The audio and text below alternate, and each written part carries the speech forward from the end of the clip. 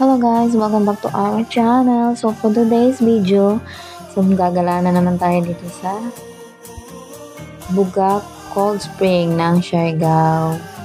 So ayun guys, so tara, pasya na natin at tignan natin kung anong meron dito. So maglakad-lakad tayo pababa ng may tubig ako nakikita. What?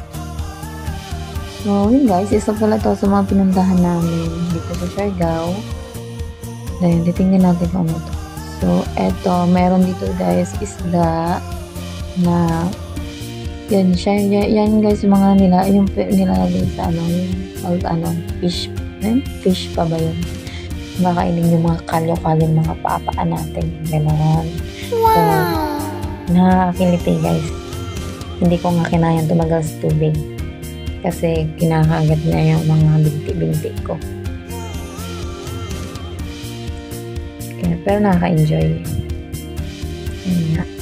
Napakalamig din ng tubig. Kaya, tapos medyo may hangin-hangin pa. Kaya ayaw kong tumagal talaga. Malamig. Then, ayan. Siya lang ang nag-enjoy dyan. Langoy-langoy pa na parang talaka, diba? And then, ayun na nga guys. Ayun na. For today's videos, ayun na nga muna. So, enjoy natin to. And see you on my next vlog. Subscribe for more. Thank you.